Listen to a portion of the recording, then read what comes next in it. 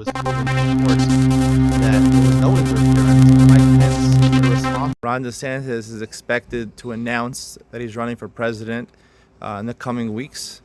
He has done a number of things within his state to allow for obtaining funds that will be necessary for his campaign. So it's pretty indicative that he'll be running. It's questionable in my mind why he is running for president right now. Donald Trump has offered for him to run on his ticket as vice president. I think they would be a tremendous duo, and I think would be able to successfully beat Joe Biden. The reason I think that Ron DeSantis is running himself, besides the fact that Donald Trump has called him out a couple of times and has basically taken the fight to him, is because the opponent most likely is going to be Joe Biden, who is really a weak competitor, and he has a really good shot at winning. If he wins the Republican primary, he'll probably end up winning the presidency, that chance might not be available in 2028.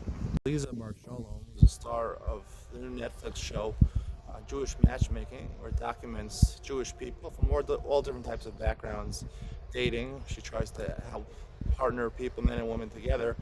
She said there's a very big difference between dating in Israel and dating in America. Even if you're secular here in Israel, people tend to be more family oriented in Israel and look to get married sooner. They'll introduce their parents after only a couple of dates. Even if you come from a secular background, it's more family oriented. I believe the reason why it's different, even if it's the same level of religious observance in America or Israel, is because there's a strong contingency of Jews that are Orthodox or ultra-Orthodox who primarily date just for marriage.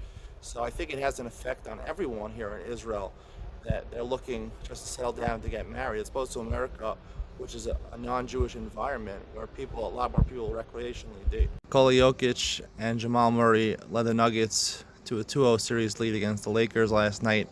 Nikola Jokic has been absolutely phenomenal during the playoffs. I saw a recent poll on YouTube that said, is Nikola Jokic the best player in the world right now? 67% of the people responded yes, which I think is a little high. There are a lot of other good players. What's notable about it is that Nikola Jokic is obviously not an American player. He's from Serbia. Really, the top talent in the NBA, some of the top talent, especially among centers, happens to be international players. Luka Doncic, Slovenia, Nikola Jokic, Serbia, Giannis Antetokounmpo from Greece, and I believe Joel Embiid is from a country in Africa, I think Cameroon. So some of the top players in the NBA, Victor Wembanyama from France. So NBA basketball has really become a global sport.